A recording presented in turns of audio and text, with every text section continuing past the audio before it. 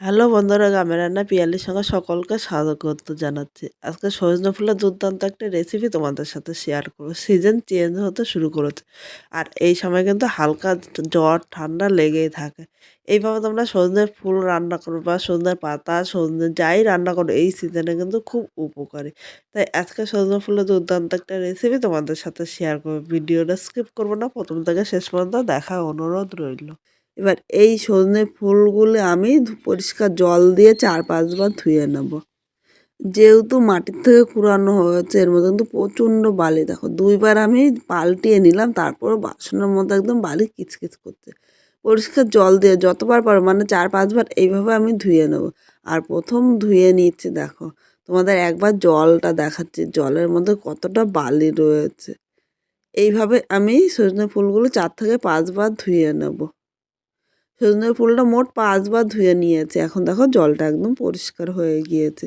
এবার আমি একটা পাত্রের মধ্যে জল ছাড়িয়ে এইভাবে নিয়ে নিলাম। আর সজনে ফুলের মধ্যে কিন্তু একটুও জল থাকবে না। সেইভাবেই কিন্তু একটা পাত্রের মধ্যে নিতে হবে। সব ফুলগুলো তুলে নিয়েছি। এবার এই পাত্রটা আমি এক সাইডে রেখে দিলাম। এদিকে দেখো একটা বেগুন ও মাঝারি সাইজের একটা আলু নিয়েছি। এই বেগুন ও আলুটা কেটে নেব। তোমরা যারা আলুটা পছন্দ করো না তারা স্কিপ করতে পারো। এখানে আলু ও বেগুনটা কাটা হয়েছে। আলুটা দেখো এরকম ডুমো ডুমো করে, মানে ছোট ছোট করে কেটে নিয়েছি। তাহলে কিন্তু খুব বেশি সময় লাগবে না ভাজতে। আর বেগুনটা একটু বড় করে কেটেছি, কারণ বেগুন ভাজতে কিন্তু খুব বেশি সময় লাগে না, আর বেগুন কিন্তু তাড়াতাড়ি গলে যায়, তাই বেগুনটা একটু বড় করে কাটবে। এবার অনেকেই বেগুন খেতে চায় না, যে বেগুনে নাকি তেল বেশি লাগে, তাছাড়া বেগুন খেলে নাকি গায়ে চুলকানি হয়। বেগুনটা কাটার পরে উষ্ণ গরম জলে অল্প একটু লবণ দিয়ে ১০ মিনিট ভিজিয়ে রাখবে, দেখবে একটুও চুলকানি হবে না, আর অল্প তেলেই কিন্তু তোমরা বেগুনটা ভেজে নিতে পারবে। এবার মূল রান্নায় চলে আসলাম। এখানে কড়াই বসিয়ে দিয়েছি। কড়াইয়ের মধ্যে আমি ২ চামচ সর্ষের তেল নিলাম। এই তেলেই কিন্তু পুরো রান্নাটা করব। তেলটা এখানে গরম হয়ে গিয়েছে। এবার প্রথমে এই জায়গায় দেখো বেগুনগুলো নিয়ে নিলাম। প্রথমে আমি বেগুনগুলো ভাজবো। বেগুনটা যেহেতু গরম জলে ভিজিয়ে রেখেছিলাম, তাই বেগুন ভাজতে কিন্তু খুব বেশি তেল লাগবে না। এর মধ্যে আমি স্বাদ অনুযায়ী লবণ নিয়ে নিলাম। এর সাথে আমি হলুদ নিয়েছি। হলুদ ও লবণটা এর সাথে নেড়েচেড়ে মিশিয়ে বেগুনটা হালকা লাল করে ভাজবো। খুব জোরে কিন্তু আগুন দেবো না, মিডিয়াম আগুনে বেগুনগুলো ভাজবো। এই বেগুনটা ভাজতে ভাজতে চলো মশলাটা রেডি করে নিই। এখানে একটা মিক্সচারের বাটি নিয়ে নিলাম। এবার এর মধ্যে ছোট চামচের ১ চামচ কালো সর্ষে নিয়েছি ও ১ চামচ আমি সাদা সর্ষে নিয়েছি। আমি দুটো সর্ষে মিশিয়ে করছি, তোমরা যে ইচ্ছে করলে যে কোনো একটা সর্ষে দিয়ে করতে পারো। শুধু সাদা সর্ষে বা শুধু কালো সর্ষে দিয়েও কিন্তু করতে পারো।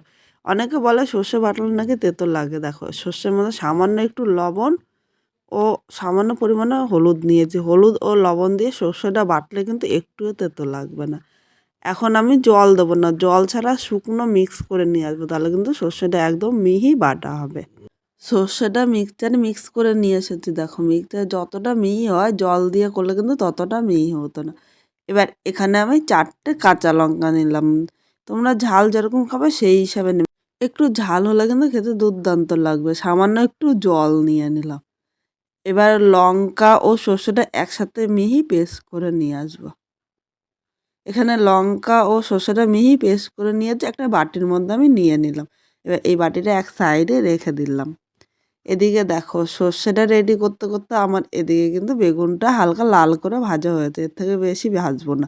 এবার বেগুনগুলো আমি তুলে নিলাম। বেগুনটা দেখো উষ্ণ গরম জলে ভিজিয়ে রাখাতে অল্প তেলেই কিন্তু বেগুনটা ভাজা হয়েছে, আর এখানে অনেকটাই তেল আছে, আলাদা করে কিন্তু আমি তেল দেবো না। এবার এই তেলের মধ্যে আমি আলুগুলো নিয়ে নিলাম। আলুর মধ্যে সামান্য একটু, মানে স্বাদ অনুযায়ী লবণ নিয়েছি। লবণটা আলুর সাথে নেড়েচেড়ে মিশিয়ে আরও কিছুক্ষণ রান্না করে নেবো। এখন কিন্তু আমি হলুদ দেবো না।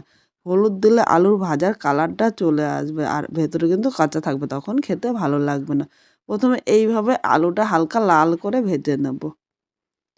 আলুটা হালকা লাল করে ভাজা হয়ে গিয়েছে। এবার এখানে আমি হলুদ নিয়ে নিলাম। হলুদটা আলুর সাথে নেড়েচেড়ে মিশিয়ে আরও কিছুক্ষণ ভেজে নেব, তাহলে আলু ভাজার কালারটা কিন্তু সুন্দর আসবে। আলুটা কিন্তু লাল করে ভেজেছি, আর এর থেকে বেশি ভাজবো না, এর থেকে বেশি ভাজলে কিন্তু পোড়া পোড়া লেগে যাবে।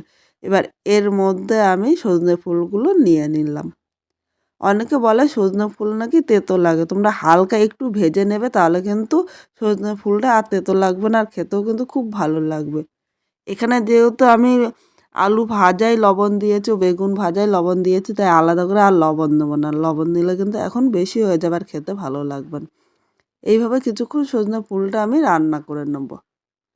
এখানে সজনে ফুলটা ভাজা হয়েছে আর এর থেকে বেশি ভাজবো না। এর থেকে বেশি ভাজলে কিন্তু খেতে ভালো লাগবে না। এবার এখানে যে মশলাটা করেছি মশলাটা আমি নিয়ে নিলাম। বাটির গায়ে অল্প মশলা লেগে আছে, তাই বাটিটা ধুয়ে সামান্য জল দিলাম। আলুটা কিন্তু ভাজার সময় কিন্তু বেশিরভাগ সেদ্ধ হয়ে গিয়েছে, তাই সেদ্ধ হওয়ার জন্য কিন্তু খুব বেশি জল লাগবে না। এখন সব কিছুর সাথে নেড়েচেড়ে মিশিয়ে নিয়েছি। এই সময় তোমরা একবার চেক করে নেবে, যদি লবণ লাগে তাহলে নিয়ে নেবে। এখানে কিন্তু আমার আর লবণ লাগবে না। এখন ঢাকা দিয়ে আরও কিছুক্ষণ রান্না করে নেব। এবার ঢাকনিটা আমি তুলে নিলাম। এখানে দেখো আলুগুলো কিন্তু একদম সেদ্ধ হয়ে গিয়েছে। আবার একটু নেড়েচেড়ে নিলাম। এবার এর মধ্যে আমি বেগুনটা দিয়ে দিলাম। বেগুনটা শেষে দিয়েছি, কারণ বেগুনটা আগে দিলে কিন্তু গলে যেত, আর গলে গেলে খেতে একদম ভালো লাগবে না। বেগুনটা এর সাথে নেড়েচেড়ে মিশিয়ে নিলাম, আরও কিছুক্ষণ এইভাবে রান্না করে নেব। আজকে খুব সাধারণভাবে এই সজনে ফুলটা রান্না করেছি। এইভাবে করলে গরম ভাতে কিন্তু দুর্দান্ত লাগবে। এই একটি রান্না দিয়ে সকালবেলা কিন্তু পুরো ভাতটা খেয়ে নিতে পারবেন। তোমাদের কীরকম লাগলো অবশ্যই কমেন্ট করে জানাতে কিন্তু ভুলো না। নতুন কোনো বন্ধু এই ভিডিওটি দেখতে আসলে ভালো লাগলে একটা লাইক, শেয়ার, কমেন্ট করো, সাবস্ক্রাইব করে পাশে থেকো। এবার এর মধ্যে সামান্য একটু চিনি দিলাম। একটু মিষ্টি না দিলে কিন্তু ভালো লাগবে না। অবশ্যই তোমরা শেষে কিন্তু নামানোর আগে একটু মিষ্টি দেবে। চিনিটা নেড়েচেড়ে মিশিয়ে আর ১ মিনিট রান্না করে নেবো। তাহলে চিনিটা কিন্তু এর সাথে খুব সুন্দরভাবে মিশে যাবে। এখানে দেখো সজনে ফুলটা হয়ে গিয়েছে, এবার নামিয়ে নিলাম। তাহলে আজকে আমার এই রান্নাটা কীরকম লাগলো কমেন্ট করে জানাতে কিন্তু ভুলো না। এরকম আরও নতুন নতুন রান্না দেখতে চাইলে অবশ্যই পাশে থেকো, যাতে তোমাদের সাথে আরও নতুন নতুন রান্না শেয়ার করতে পারি। সকালবেলা দেখো আজকে আমি ভাত নিয়েছি আর এর সাথে সজনে ফুলের এই রান্নাটা, কিন্তু আর কিন্তু কিছুই আমার লাগবে না। আর এটার সাথে কিন্তু দুর্দান্ত লাগে। অবশ্যই তোমরা বাড়িতে একবার ট্রাই করো। আর খেয়ে কীরকম লাগলো কমেন্ট করে জানাতে কিন্তু ভুলো না। তোমাদের এই একটা কমেন্টের জন্য কিন্তু আমরা অনেক উৎসাহ পাই আরও নতুন নতুন রান্না তোমাদের সাথে শেয়ার করার জন্য।